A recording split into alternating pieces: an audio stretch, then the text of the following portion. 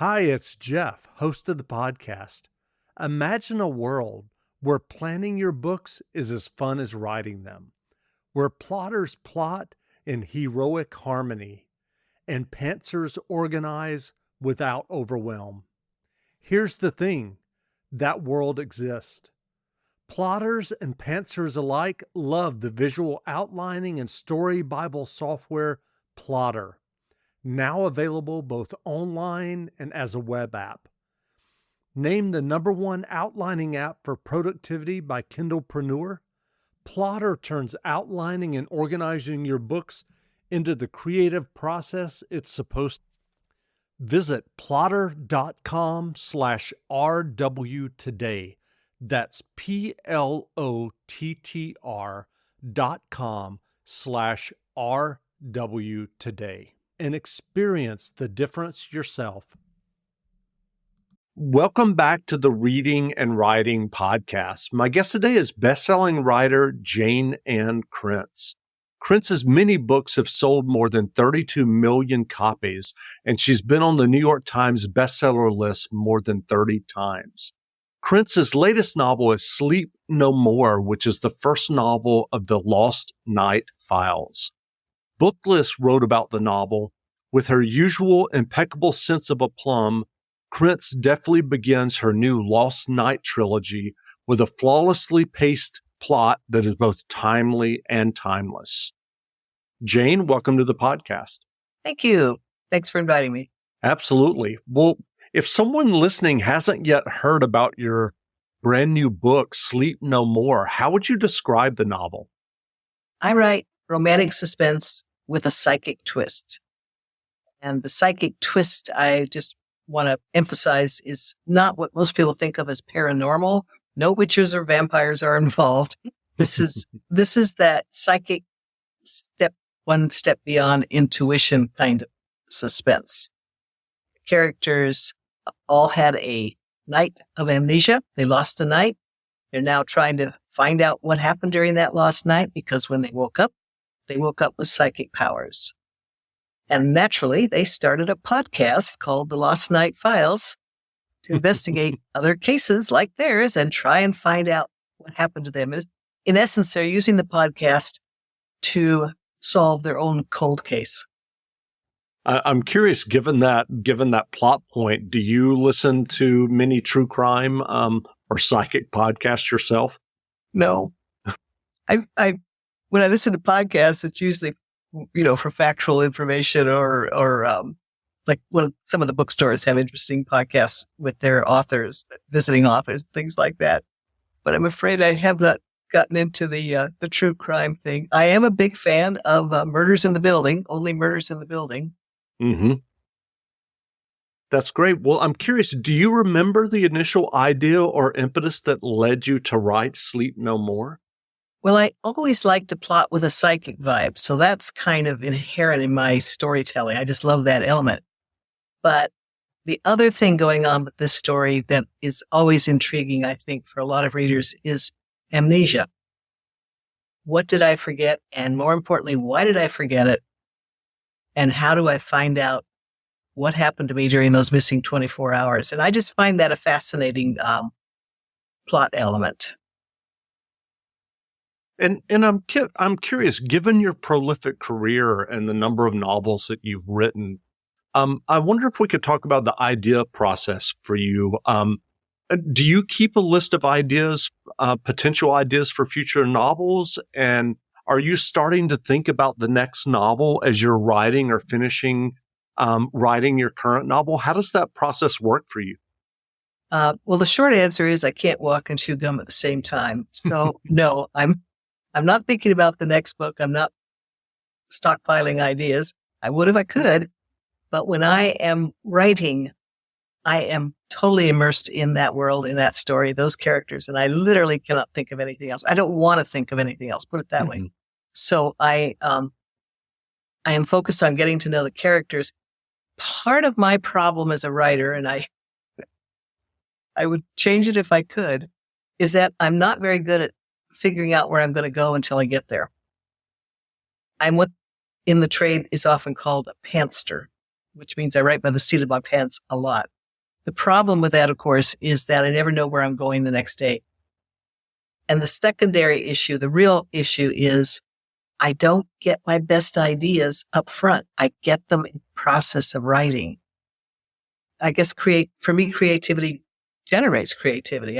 So all those good ideas that end up in the book are good ideas that I thought were good ideas. Sadly, were not there at the start when I could have made a nice outline and just gotten up every morning, knowing exactly where I'm going, write that chapter, and then move on the next day. That would be a great way to write. I can't do it. So I'm kind of stuck with this process of stumbling into the good ideas and then going back and rewriting. I was going to ask that, given what you just described, do you find that later in the novel, as you're writing it, as you're I guess coming up with ideas that inform the novel and the characters and the plot, do you find yourself going back and weaving in info that will pay off, so to speak?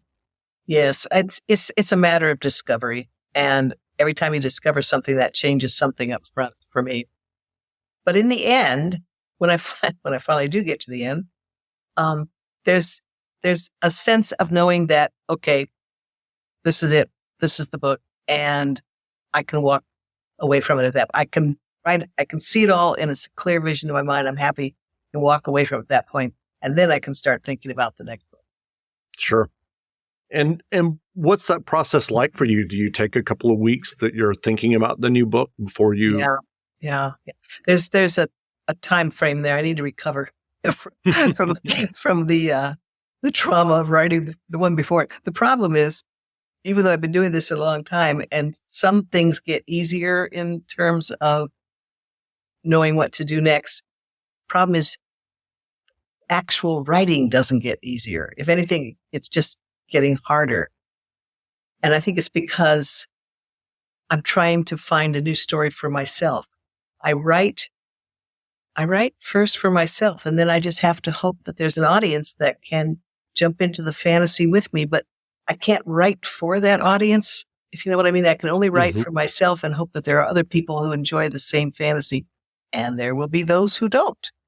Learn to live with that. Well, I'm curious, given what you just described in terms of your process, as you said, the term pantser, do you ever find yourself riding your way down a dead end, and you have to throw some out and go back and start from a couple of chapters before? What does that happen to you? Yeah, that happens. It's more likely, though, that I'm going to find out I need characters I didn't know I needed going in, that I didn't allow for other stuff to happen, other characters to come on board and be important. That's the toughest. Physically, it's kind of the hardest part of the writing process, because then you have to go back and weave in a character that was never there at the beginning and you weren't even thinking about it at the beginning. So technically, I guess that's the hardest part of the process. But that's the more likely thing. I'll wind up in a corner and realize I need something else, and that usually involves another person, another character. Interesting. Well, I'm curious, and I guess this is a little bit related to what you were talking about in terms of it not getting any easier. I'm curious, given the success of your writing career, does that success ever kind of enter your mind when you're sitting down to start a new novel? Do you feel pressure either from yourself or publishers or agents? The pressure is always there, but I don't think it's a whole lot different now than it was back at the start. I mean, once you start getting published, you're under pressure. It's just, you put it on yourself, and if the books are successful, the publisher is going to put it on you. So I think it's just a necessary part of the business, and it's probably a source of energy to a certain extent. I guess it can knock you flat, but mostly it's just that adds that element of nervous energy that sometimes you need to have that second cup of coffee and go into the office in the morning. Well, I'm wondering, can you take us back to your initial writing journey? I've read that you wrote and submitted novels for 6 years before your first novel was accepted for publication. What led you initially to sit down and start writing your first story or your first novel? Well, it was not because I thought I could do it better than anybody else. That's for dang sure. It was, I had always read fiction. I had always leaned toward thrillers but with a romantic element. That was always my favorite to read. And there came a time when I just wanted to tell the story my way. Like I said, I didn't think I could do it better than anybody. I just wanted my issues, my characters, my ending. I've always said that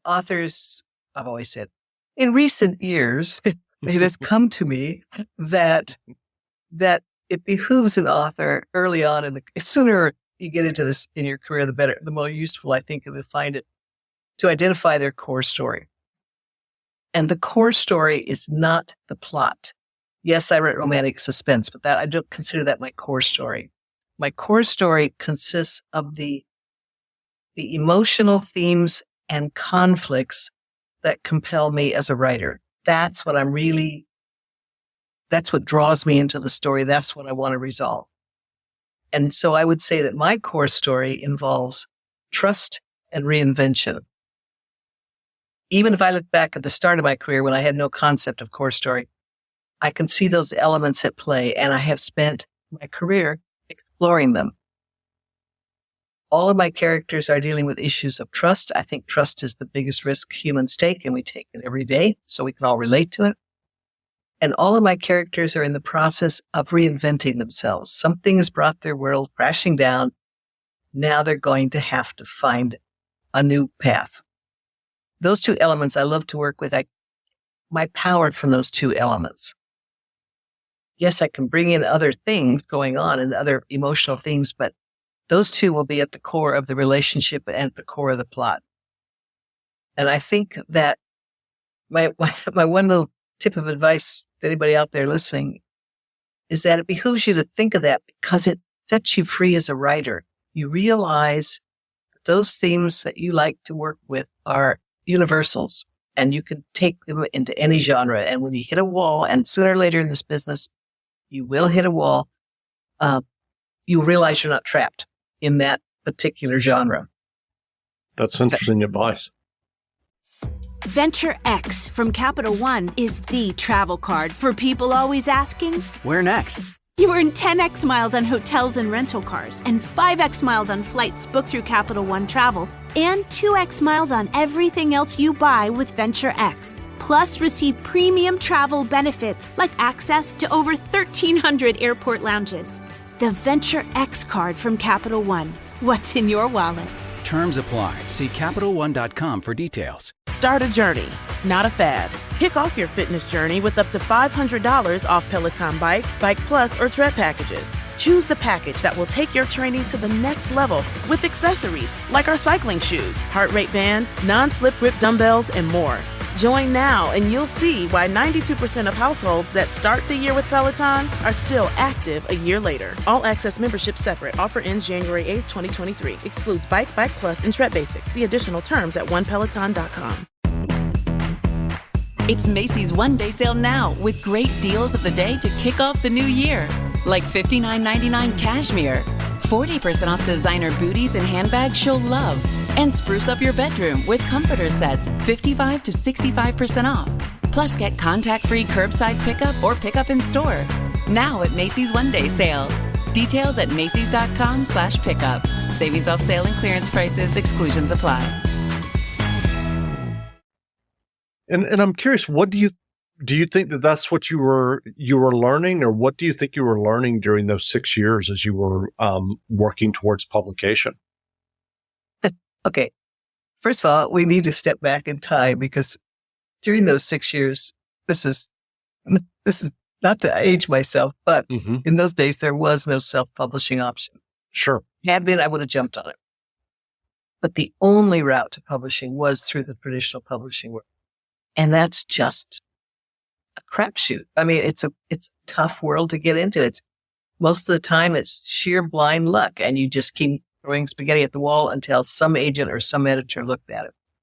And in those days, I think a lot of people didn't see, in the publishing world, didn't see a big market for romantic suspense. Just, it's not selling. So therefore, yes, it's not selling because you're not buying books to try to see if that market exists. So I think that what happened for me was I was standing on the right street corner when the bus came by, when that market finally opened up and I was there, and it was such an element of luck involved. These days, I would suggest writers not wait, go ahead and do the query thing and try for the traditional thing. But I'd be all over the indie publishing thing at the same time, I'll tell you. I was going to ask you that. Like if you were starting now, do you think that you would go the indie route? Yeah. And here's the main reason why. Even if you don't sell a lot of books that way, you will learn a lot, because this is one self-taught craft. You learn writing by writing, I swear. Yes, you can take classes, and yes, they're useful. And I encourage people to get a handle on classroom, find a class that will help you. But ultimately, you're going to teach yourself to write by sitting down and doing it. And that 6 years, I learned a lot.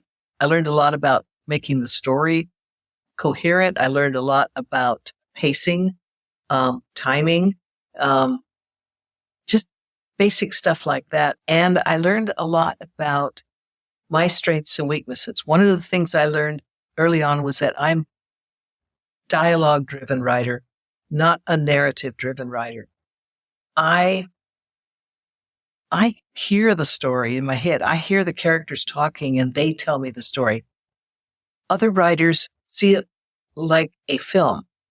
They're very visually oriented. I'm not. So for me, the story comes in the form of dialogue from my characters, and that makes me what I call a dialogue-driven storyteller. But you got to do both. I would just like to take this moment for a PSA, a public service announcement. Anybody out there reading my books, if you come to a paragraph or two of description, I would really appreciate it if you slow down and read it slowly, because it took me a long time to write. When I hit the dialogue, I'm flying. That's great. Narrative is painful. Well, I know that in the past you've contributed and you've written some nonfiction and some essays about specifically romance fiction, and I'm curious if, given your successful career and all the writing that you've done and all the bestsellers, if you've given what your current thoughts are on kind of genre fiction and commercial fiction and the appeal of genre fiction. Well, I've always felt that genre fiction never got no respect. It doesn't get the respect it deserves. And as opposed to what we like to call literary fiction, which in my mind is another genre, but that's a whole other story. My point is that this kind of storytelling that we associate with genre, like Westerns and romance and romantic suspense and thrillers, and when you see it, Sure. That kind of storytelling has value, but it has gone unrecognized simply because there's so much of it. And it's human nature to kind of poo-poo anything there's too much of. Who cares about, why I respect this? There's plenty more where that came from. But it's in classic genre fiction that our culture transmits and reaffirms its core values and its core virtues. And that's why it's so important. And that's why we keep doing it. And that's why we keep going back to it. We all know what a hero is supposed to do when the chips are down. It doesn't matter whether he's a drunken alcoholic, like a lot of the PIs were, in the old story, the noir mystery features the PI with the bottle of booze in the drawer.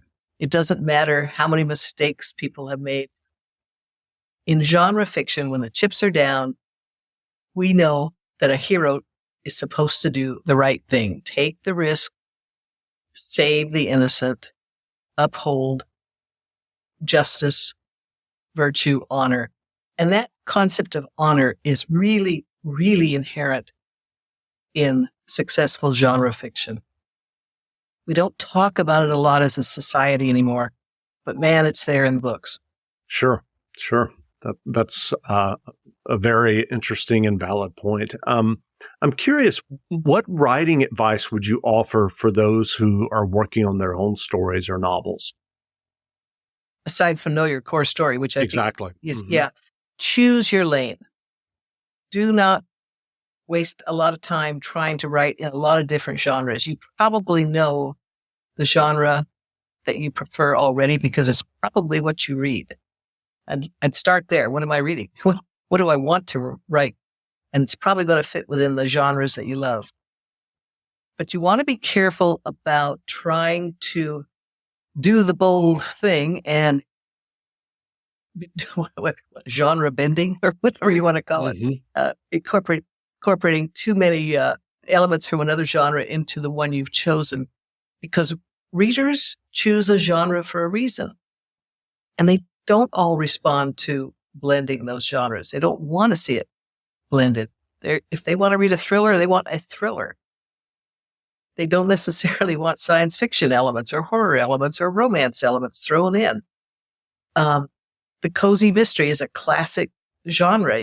You have to know the territory to be successful in that. It is not a romance with a mystery going on. It is something else entirely, and you intuitively have to understand that. So don't try to be too adventurous, at least not at the start of your career. Pick a lane and do something that's fresh within that lane. That would be my advice. Does that make sense? Yes, it does. It does. I'm curious, what novels or nonfiction books have you read recently that you enjoyed? I read The Cloisters by Hayes, I think is the author's name.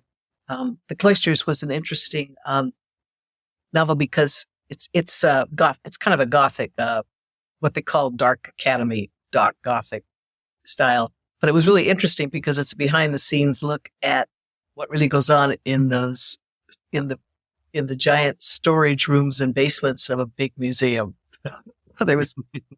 It just had elements that were new, like an interesting background in the history of the tarot, which I knew nothing about. So I just found it an interesting read on several levels. I also read Deanna Rayburn's wonderful Killers of a Certain Age, which I highly recommend. These are 4 women who have been doing, they've been assassins since in their 20s, only killing bad guys. It was the good assassin. But they're 60 years old now, and they have been retired. And as they are sent off on their retirement cruise, which was paid for by the firm that just fired them, they suddenly realize that they're not meant to survive the cruise. Somebody doesn't want them talking. So they go back to the old business, and they've been doing this a long time, and they know what they're doing. It's just a fun read. Yeah, that sounds like a wonderful setup. I'm wondering if there will be a movie or a Netflix series of it. It's made for it. It's really made for it. Yeah. Yeah, I highly recommend Killers of a Certain Age.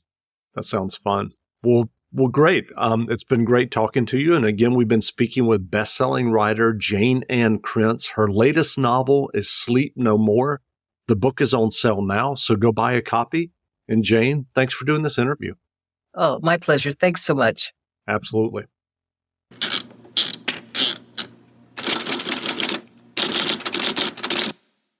And now another no-brainer money-saving tip from Progressive. It looks like your luggage is over 50 pounds. Is there anything you can take out? Oh, yeah. Let me just toss all these $20 bills. Great. Let me grab you a trash can. Stop. Instead of throwing money away, move some clothes into a carry-on. And here's a better tip from Progressive on how not to waste money. Don't pay too much for car insurance. Drivers who switch and save could save hundreds. Progressive Casualty Insurance Company and Affiliates. Potential savings will vary.